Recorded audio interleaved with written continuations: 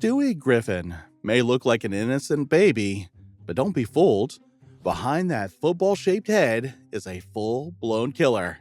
From brutal murders to mass destruction, just how many people has he actually killed? Brian took Stewie to the playground for some bonding time, but it turned into a disaster. Stewie asked the kid to share toys, got shoved to the ground, and sat there in shock.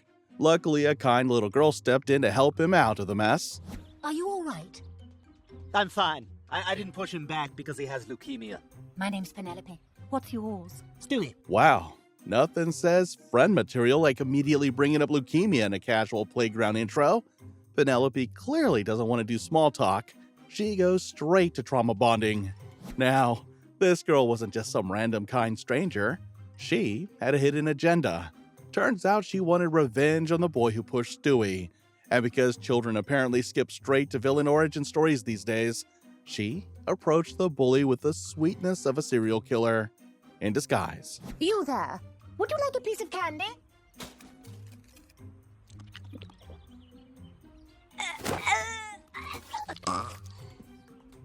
Don't push. Sure, offer a kid candy. That always ends well. This girl clearly took notes from every 80s villain ever. Next day, Stewie was over at her place because nothing screams new best friends like bonding over violence. While snooping around, Stewie spotted something odd, a bomb-making book and a page full of complex-looking formulas. When he asked about it, Penelope proudly showed him her secret weapons room like it was her Barbie collection. Oh my god, you've got a weapons room too? And look at the size of it, it's amazing! Yes, although sometimes I think it's too big. Because every healthy friendship starts with mutual weapons rooms and light chats about explosive capacity. Instead of running away from this obvious red flag, Stewie leaned right in. He wanted to test out his own destructive ideas, because what else is childhood for? He created a bomb that would activate every time Mort bumped his hand. Then, they followed him around like it was an episode of Spy Kids, Sociopath Edition. I better make sure my wallet's okay. Mort, sweetie, your wallet's the least of your problems when literal bombs are being strapped to your hands. But Stewie and Penelope didn't stop at local chaos. Nope. They took their little murder hobby to an international level because, apparently, one body count isn't enough to feed their friendship. We blew up the Great Wall of China, bombed the Eiffel Tower, and look at this note I sent off. Dear Pakistan, Up yours. Love, India. let's see what happens. Oh yes, what better way to celebrate friendship than triggering global conflict with a passive-aggressive greeting card? These kids really put the fun in fundamental threat to world peace. They treated killing like it was a board game. With new missions every day, world destruction became their version of hide and seek. Okay, I have to destroy Copenhagen with a tidal wave, and the theme is the Roaring Twenties. That's a challenge. You know, most kids just play dress up. These two are like if Miss Frizzle had tenure at Murder University. And of course, Stewie made it look easy. Nothing says gifted child like turning mass destruction into a themed party trick. Roaring twenty tidal waving! When your history project and a natural disaster become one beautifully unhinged sentence. But finally, someone had to be the voice of reason. Brian, shockingly, noticed the rising death count and confronted Stewie. When the next target turned out to be their daycare teacher, Stewie finally hesitated. You know, Penelope, maybe we don't have to kill someone every day. There are other things to do. Like what? I don't know. And just like that, Stewie considered not being a tiny warlord. Growth? Maybe. Confusion? Definitely. But Penelope didn't take this hesitation well. When she found out Brian was the reason Stewie was going soft, she gave him a new target. Brian himself. At home, Stewie stood by Brian, ready to kill. God, I can't kill Brian, even for Penelope. He's my dog, my friend. Well, wonder what words are gonna come out of this pen today. All right, I can do this. Who am I kidding? I can't do this. Congratulations, Stewie. You've officially hit the moral crisis stage of your villain arc. Next up, therapy. Since Stewie couldn't do it, Penelope decided to handle it herself because what's a little betrayal between psychopaths? She mailed a bomb to Brian, but Stewie jumped in to stop it, showing he still had some humanity. Or maybe just loyalty to his snack provider. I've got a package here for Brian Griffin. Oh, that's me. Brian, no! Stewie, what the hell is going on? I'm so sorry, Brian. Finally, some emotional depth. Stewie may be a menace to society, but he draws the line at blowing up his own dog. Most days. But this playground murder spree was just the beginning. Next, Stewie's holiday spirit turns deadly when he meets the real Santa. Stewie was super excited to meet Santa, the jolly guy who brings presents and eats cookies. So he dragged Brian to the mall and stood in a long line with dozens of kids, all sticky from candy and screaming. After what felt like forever, it was finally their turn. But of course, the universe just had to ruin it. Wait, what are you doing? Santa? You can't leave now! Hey, wait, buddy, we've been in line for like 2 hours. Sorry, I'm done. Santa probably quit because he realized even magical beings can't survive a day with screaming mall kids. Poor Stewie. Stood there like a kid who just found out the ice cream truck is fake. Now, most kids would cry, maybe throw a tantrum, but not Stewie. Nope. He decided the only logical solution was to drive to the North Pole and kill Santa Claus. Totally reasonable. So he forced Brian to go on the most dangerous holiday road trip ever. They nearly froze, starved, and probably got some serious frostbite before reaching their destination. You're Santa Claus. Yeah? Who are you? I'm Stewie Griffin, and I'm going to kill you. Ah, thank God. What? Do it. Please, put me out of my misery. Oh, plot twist. Santa wants to die. Apparently making toys for bratty kids with no vacation days has finally broken the guy. And Stewie, for once, is thrown off by someone actually agreeing to be murdered. Stewie shockingly decides not to kill him. Maybe because watching Santa rot away like expired cheese was more than he could even take. So instead, he and Brian decide to help deliver gifts for the night. Because, obviously, two maniacs sneaking into homes sounds super festive. Their first stop? A disaster, naturally. Ow! Bitch! Okay, let's get the presents under the tree. All right, you have them? I thought you had them. Nothing like showing up to your first house empty-handed and yelling insults. This isn't Christmas cheer, it's Christmas chaos. At the next house, Brian forgot the part where Santa doesn't eat the homeowner's snacks like a starving raccoon. While he was busy snacking, Stewie tried to keep things under control, but too late. The homeowner came downstairs and caught them red-handed. Hey, who the hell are you? Hello? What are you doing in my house? We're Santa Claus. Yeah, you're Santa Claus. That's why you broke in through the window. I'm calling the cops. No, I can explain. Nothing says Merry Christmas like two dudes breaking through your window at midnight. Real smooth, Brian. Real believable. While Brian tried to stall with a fake story, Stewie went full Grinch with a baseball bat because apparently Santa's workshop now comes with home invasion training. It's kind of a funny story. What the hell did you do? He was gonna call the cops, man. You can't call the cops on Santa. Right, because breaking and entering is fine, as long as you're dressed like Santa. Totally checks out. So now Stewie knocked the guy out like it was no big deal, and instead of panicking, he just asked for help like he was moving furniture, not a human body. Help me move this guy's body. Duh, he's still alive. All right, tie him up. Look at these two, kidnapping a guy and calling it a holiday emergency. This is what happens when you let a toddler run Christmas.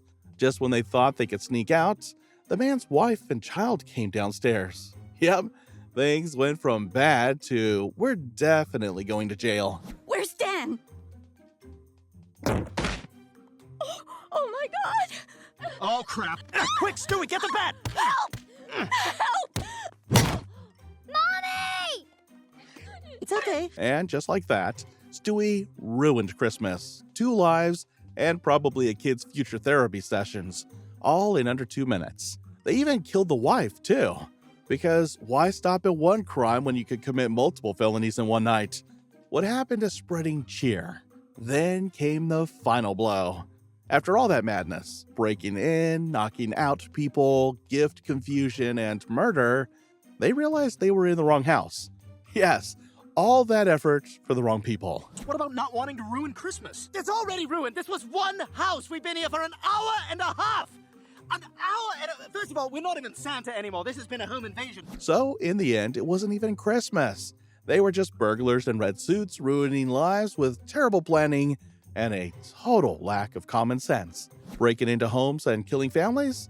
That's just Tuesday for Stewie. But wait until you see what happens when he gets cast as baby Jesus. In this wild retelling, Lois plays Mary and Peter is Joseph, with Lois about to give birth to the child of God. Yes, you read that right. Somehow this family got chosen for the holy job. As usual, everything turns into chaos pretty fast. Hey, thanks for coming out on such late notice, Doc. Oh, you don't have to thank me. This is a big deal. It's not every day that God bestows a woman with his son. Even the doctor knew this wasn't your average delivery. This was a once-in-eternity type of moment, though he still didn't cancel his golf plans. Meanwhile, King Herod hears about the prophecy and does what kings do in Bible stories. Panics and sends soldiers to kill a baby. But surprise, the baby isn't your average bundle of joy. It's Stewie, and he's not going down without a fight. I may have a virgin mom, but I am one bad mother. You guys get him! You guys get him! I forgot something at the palace! Of course, Stewie turns his baby cart into a full-blown spaceship because diapers and bottles just aren't his style. While Herod's soldiers are still figuring out how to aim, Stewie blasts through 13 of them like it's a video game. Heaven sent or not, this kid came ready to destroy. Forget gold, frankincense, and myrrh. This nativity scene comes with lasers and body counts. 13 soldiers down, and he's not even walking yet.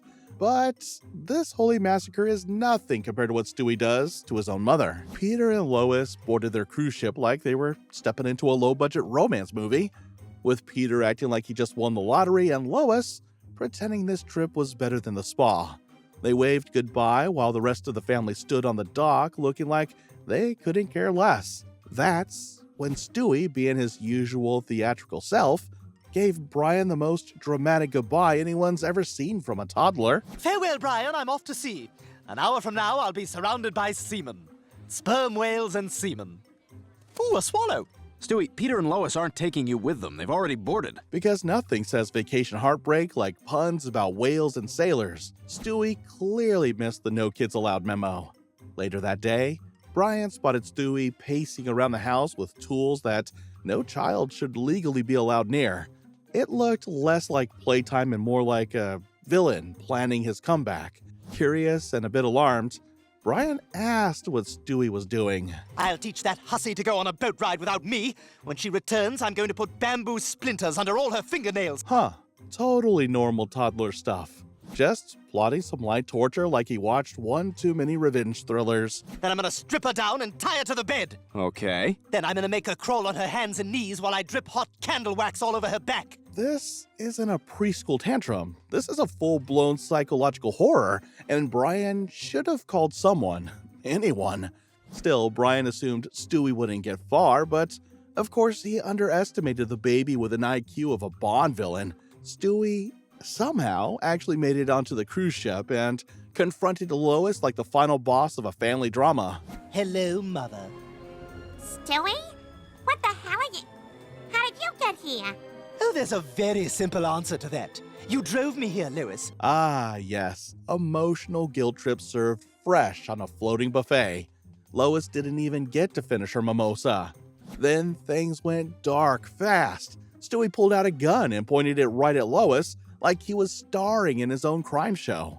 What are you doing with a gun? Something I should have done a very long time ago.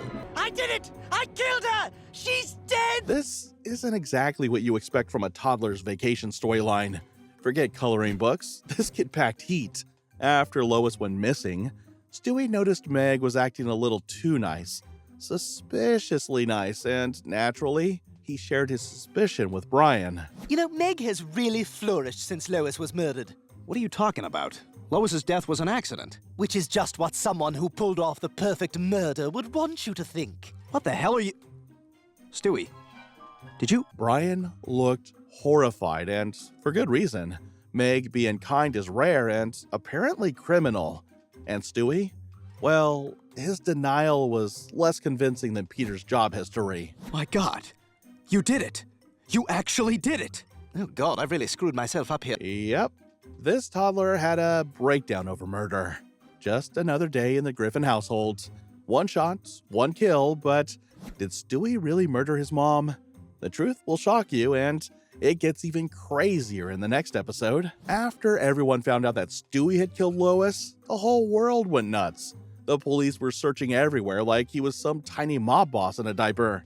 But where was the most wanted baby in America? Just chilling at home like it was any normal Tuesday.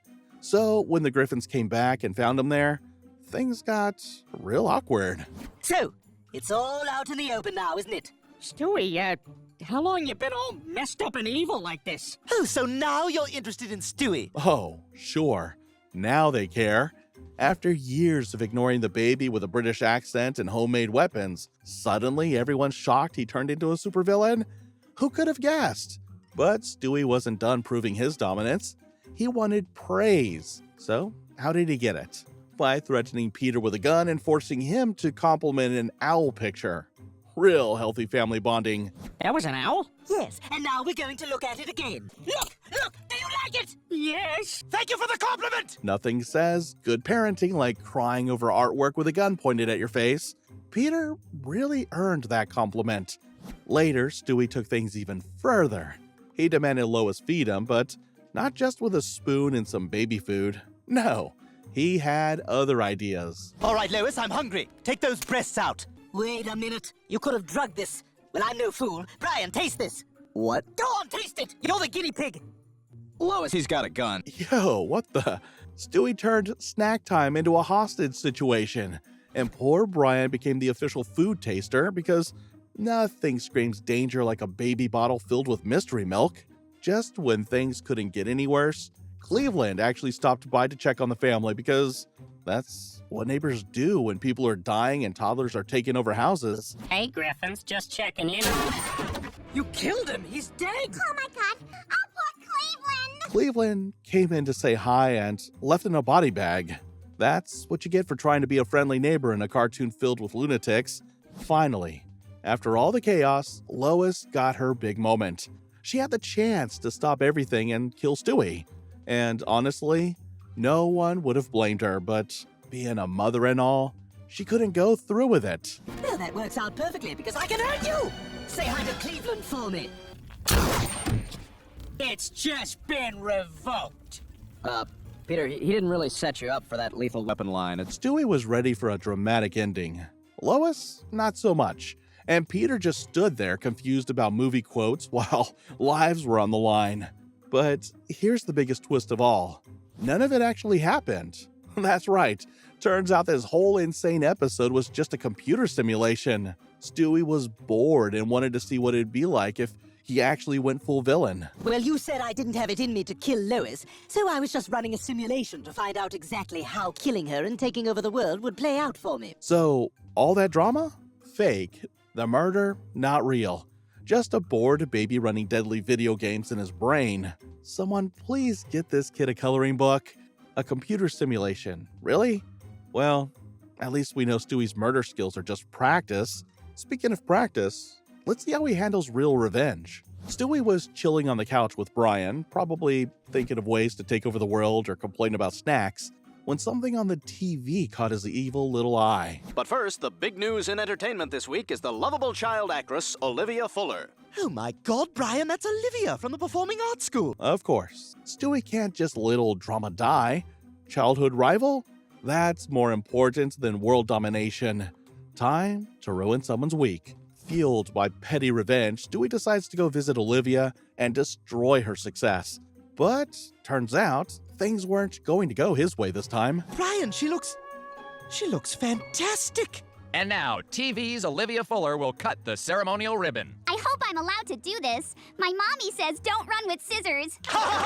She's so cute. I love children. Look at my kids.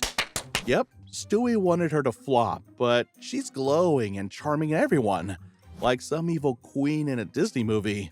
The crowd's eating it up, and Stewie's rage is bubbling. Still, he decides to play nice and talk to her face to face, hoping maybe she's still as annoying as she used to be. Wow, it's been a while. Yeah, no, it has. Oh, so you're back in town? Yeah, we're moving back into the old house. Oh, that's, wow, God, you look great. I mean, you're all in shape. So now Stewie's pretending to be a normal kid, complimenting her and not even throwing in a threat? That's growth or manipulation. But deep down, he doesn't want to destroy her anymore. He wants to date her. Because why not start a toxic relationship at the age of 1? He asks Brian for tips on how to get the girl, and because Brian's love life is a mess, obviously he gives advice like a pro. Stewie then shows up at Olivia's place trying to act like some bad boy. Oh, hey, Ray Liotta. Is Olivia home? Oh, wait, you're Olivia. You see, I thought you were Ray Liotta because your skin has the texture of a decorative autumn squash. So I'll pick you up at 7? That sounds wonderful. She said yes. That's right. Negging a girl with a squash insult apparently works when you're Stewie. And yes, she actually agrees to go out with him. Humanity is doomed. Before long, Olivia becomes his girlfriend, but Stewie, being the control freak baby he is, didn't like her even breathing near other people. You don't own me. I can talk to whoever I want. I don't see a ring on my finger. I, Stewie, take you, Olivia, to be my lawfully wedded wife. Yep. Instead of saying sorry or backing off, Stewie goes full soap opera and jumps straight into marriage vows because that always fixes things. Their cute couple act turns into straight up war, but Brian, trying to be the adult for once, reminds Stewie to do the right thing. So Stewie heads over to apologize. Sweetie, listen, I'm sorry. Oh, Stewie, I thought you were at Chuck E. Cheese with your mom. No, a 4-year-old died in the ball pit. We had to cancel. Nice. Stewie shows up all ready to say sorry and walks in on his girlfriend cheating. Also, RIP to the kid who just wanted pizza and ball pits. Heartbroken, betrayed, and overly dramatic, Stewie decides he's done. But of course, he couldn't just leave without a little revenge. But you did want it to end. You've made that perfectly clear. Listen, are you gonna be all right? Yeah, I'll be fine. Is that smoke? Idea for a farce. Cheating wife and papa's ass burned alive. Because nothing says closure like setting fire to someone's cardboard house. Stewie might be heartbroken, but he's still got style and a lighter. Nothing says breakup like arson, but burning down houses is small time compared to Stewie's next killing spree at a dinner party. Peter and Lois were feeling pretty special that day. They got a shiny invitation to a fancy dinner and naturally assumed it was all about them. Peter even puffed out his chest like a proud turkey. Well, we got an invitation to a dinner in my honor. I assumed it was for all those arrests I made last month. Well, that's weird. My invitation said it was in my honor. And just like that, their bubble popped. Joe showed up too. Apparently, the dinner was less exclusive event and more community potluck with dramatic lighting.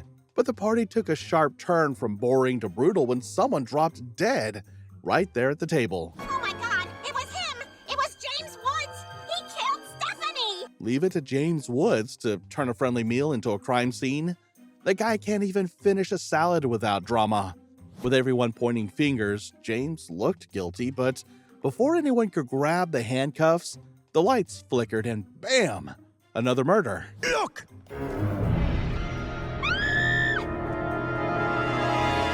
He's dead. Oh my God! Nice. Nobody touched the knife. There could be fingerprints on it. Oh, great. Another dead body, and now it's turning into a group project. Don't touch the knife. Like these people could solve anything without messing it up first. As if things weren't bloody enough, the ceiling decided to start leaking. You guessed it, more blood. What the hell?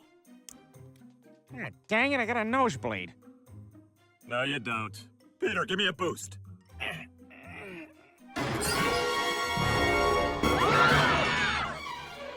You're going to jail, Tucker. Like hell I am. You're not taking me anywhere, you podunk quahog redneck cop! Yeah, sure. Peter gets a nosebleed. That's not blood, that's karma dripping from the ceiling. And Tucker? He started yelling like every guilty person on reality TV. Everyone thought, great, case closed. The killer was in handcuffs and the guests were ready to head home and pretend none of it happened. But Lois wasn't done playing detective. She stayed behind to talk to the assistant, who was way too calm about the whole thing. I mean, none of this happened until... You know, I think I better, go make sure Peter has his, fire engine. Lois tried to back away politely, but her fake excuse was shakier than Peter on a diet. Fire engine? Really, Lois? The assistant wasn't dumb. She knew Lois was close to figuring it all out. And since confession wasn't an option, murder seemed like the next best plan. Diane, please. Please don't do this.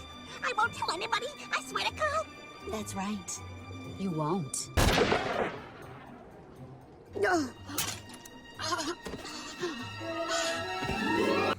you are, thank you. The killer's plan was going perfectly until, surprise, Stewie showed up like a mini assassin in pajamas. Because if anyone's going to end Lois, it's definitely not going to be some B-list news anchor. If anybody's gonna take that bitch down, it's gonna be me. That's Stewie's twisted way of saying, hands off my kill. Only he's allowed to destroy Lois, and probably after he builds a machine for it first. Saving Lois from a killer? How sweet. Too bad his next victim won't be so lucky. Get ready for some seriously dark humor. Stewie finds out Brian ate his favorite cookies. On the outside, he acts calm, no tantrums, no laser guns, just a sweet invite to go fishing. Hey, what do you say you and I do a little fishing?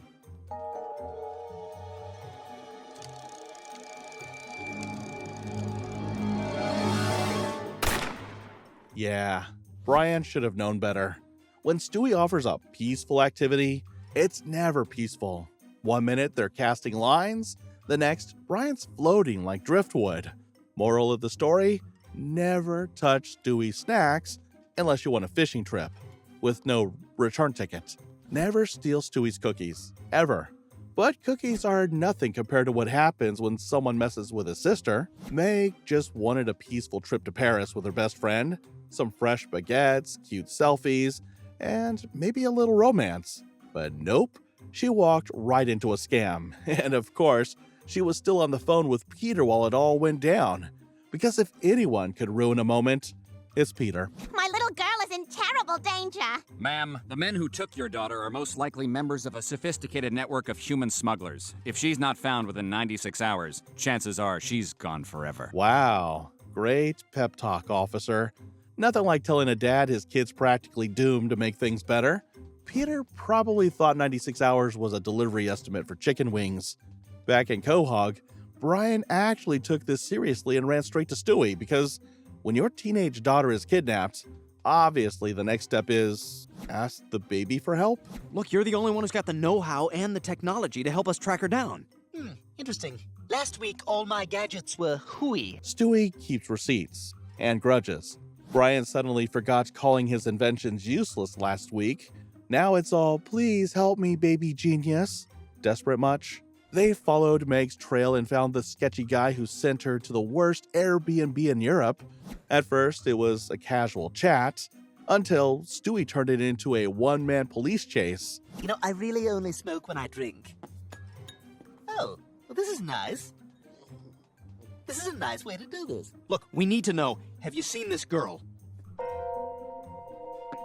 Quick, he's getting away! Yeah, nothing says friendly interrogation like chasing someone down mid-cigarette. That poor guy just wanted a peaceful smoke break and ended up running for his life. The next lead was even worse. For the criminals, that is. Stewie ditched diplomacy and went straight to shooting people. So much for baby steps. Then again, baby steps? Where is this girl? Where is she? We keep girls upstairs. Upstairs? That answer came too fast. Even Stewie was probably like, wait, that worked? Stewie doesn't usually get cooperation without at least a few broken kneecaps. Meanwhile, Meg was stuck on some rich creep's yacht. She thought the worst was being kidnapped until she met the guy who bought her. Spoiler, it gets worse. Let me go, you fat bastard! I will never be your sex slave! You misunderstand. I did not buy you to be my slave. I bought you for my son, and not to be his slave, but to be his wife. Meg was ready to fight off a predator, not sign up for a royal wedding. Nothing like finding out you're a surprise bride in a foreign country.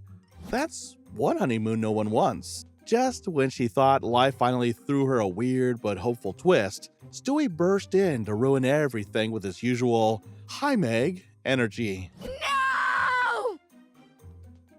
Stewie? Hi, Meg. There it was. Any tiny ounce of hope Meg had left, gone, smashed, replaced with Stewie's smug baby face. She blacked out from the shock. Not from trauma, just pure confusion, like, how do you mentally process being rescued by a toddler with a gun? Oh, honey, we are so glad to have you back. But you really don't remember anything? Not really, Mom. I mean, 1 minute I was being proposed to by a handsome Arabian prince, and the next thing I know, I'm waking up in a French hospital. Yeah, Meg, same. We're not sure what happened either. 1 second, you're the bride-to-be. Next second, you're back in a hospital bed like none of it was real. Welcome back to your regular, boring life. Rescuing Meg from kidnappers, almost heroic, until you remember all the innocent people Stewie shot along the way. And his next victim hits even closer to home. In this wild episode, Stewie isn't just a baby. He's a full-blown obsessed fan pretending to be a gentle nurse. And Brian? Poor guy just wanted to write in peace. But now, he's trapped in a cozy little horror show. Oh, who are you? I'm Stewie Wilkes. I saved your life. You were in a terrible car accident and you broke both your legs. I taste lipstick. Am I wearing lipstick? Not anymore. Yep, nothing screams I'm totally normal, like lipstick on an unconscious man and a weirdly sweet voice that sounds like it's hiding a chainsaw in the other room. Stewie pretends to be all polite, but immediately dives into the real reason Brian's being held prisoner. He wants edits. But I couldn't help but notice the new Snuggly Jeff manuscript in your bag, and I was wondering if I could read it, then kill you if I hate it? Well, I guess that'd be okay. Oh, thank you. Yeah, when someone says they might murder you over a story ending, the only proper response is clearly, sure, I'll take a look. Brian had one job, just write a nice ending. But nope, he had to go and break fans' hearts everywhere. Stewie? I just finished the book, you dirty birdie. How could you? He can't be dead. Snuggly Jeff cannot be dead. And here comes the breakdown. Stewie went from nurse to nutjob in 0.5 seconds, all over a fake character with a stuffed animal name. Brian thought his misery was over when someone finally showed up. A miracle! Joe's here. Mr. Sheldon? Oh my god, I'm saved! Let's get out of here before Stewie gets back! Oh, my legs! Now I'm gonna have to spend the rest of my life in a wheelchair! No, you're not. Well, it was a short rescue mission. Stewie doesn't just stop people, he ruins their ability to walk and then delivers the final blow with zero guilt. Breaking legs and threatening murder over a book ending? That's dedication. But this psycho nurse act is nothing compared to Stewie's very first kill attempt. It was Stewie's first birthday, and while everyone else was busy setting up balloons and planning cake time, Stewie had bigger things on his tiny mind, like full-on war. He was convinced someone was coming to shove him back into Lois like it was some kind of return policy. Okay. So, the man in white is coming to put me back in the womb, is he? Well, if I am to defeat him, I shall require professional forces. Come to Managua, the mecca of mercenaries. I must prepare for my journey. Take grenades, mace, a packet full of Cheerios. Because obviously when a baby thinks someone's trying to send him back into his mom, the logical move is book a flight and hire mercenaries. Also, let's not forget the essentials, grenades and snacks. Priorities. Meanwhile, Lois was in full party mode, baking a cake and hanging decorations like she was trying to win some kind of Mother of the Year award. Meanwhile, her toddler was quietly turning into a full-blown war general. I've got an army to raise and I must get to Nicaragua. I require a window seat and an in-flight Happy Meal. And no pickles! Oh, God help you if I find pickles. Henry, I have a lost little boy. Stewie was fully committed. He had his suitcase, his travel demands, and a firm no-pickle policy. Honestly, The only thing missing was a fake passport and a fake beard, but no, life had other plans. Because it turns out TSA doesn't let 1-year-olds fly solo, especially not with weapons in their bag. A helpful airport worker stepped in, and instead of thanking him, Stewie went full paranoid mode. Hey there, little fella. Why don't you come with me? No, damn you! You're one of them, aren't you? What are they paying you? I'll double it. I'll give you whatever you want. Money, women, men. Stewie really just offered money, women, and men in the same sentence while wearing a diaper. Someone get this child therapy. Or a babysitter with night vision goggles. Soon enough, Stewie got dragged back home like a sack of potatoes. But was he ready to settle down? Nope. He immediately called a baby meeting because nothing says normal infant like rallying troops for a womb defense mission. All right, men.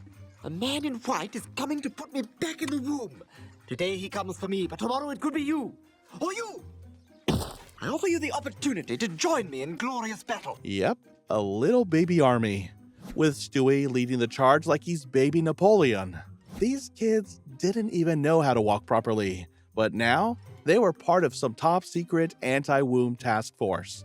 Things took a weirder turn. Yes, it gets worse. When Stewie saw a guy in a white outfit and thought this is it, his brilliant move, freeze the poor man with some sci-fi gadget, because obviously that's how birthdays go in the Griffin house. Victory is mine! Yes, and this cake is yours too. Hey, Stewie, make a wish. If you blow out the candle, it'll come true. That's right, little buddy. What do you want most in the whole world? Let's see. What would a toddler want? Toys, candy, or maybe a flamethrower and a one-way ticket to Nicaragua? Either way, nothing like a birthday cake to wipe away a day of weapons, airport chases, and frozen strangers. Hiring mercenaries for your first birthday party? Bold move. But even this chaos looks normal compared to Stewie's Halloween horror show. It was Stewie's first Halloween, and let's just say he had no idea what was going on. When he saw a bunch of kids dressed as villains, he immediately thought aliens had attacked Earth. I knew this day would come. But we're under attack by monsters, dear God! Oh, but wait, there's Superman. He'll save us. Superman! Superman! Wait, where are you going? Oh, to hell with him. Superman? Really, Stewie? As if Superman would be on speed dial when aliens land in Quahog. But okay, let's blame the lack of superheroes for his meltdown. Thinking the monsters were real, Stewie quickly shifted gears and decided he was the only one who could save the day. Time for some serious action. We'll have to deal with these marauders ourselves. Rupert, man your station. All right, you undead bastards, time to send you back to hell. Stewie went full action hero, ready to fight off imaginary zombies. Too bad it was just kids in costumes. But hey, a baby's got to protect the house somehow. Attacking trick-or-treaters with weapons? Classic Stewie. And after all these episodes, the body count is seriously adding up. So, how many has Stewie Griffin actually killed?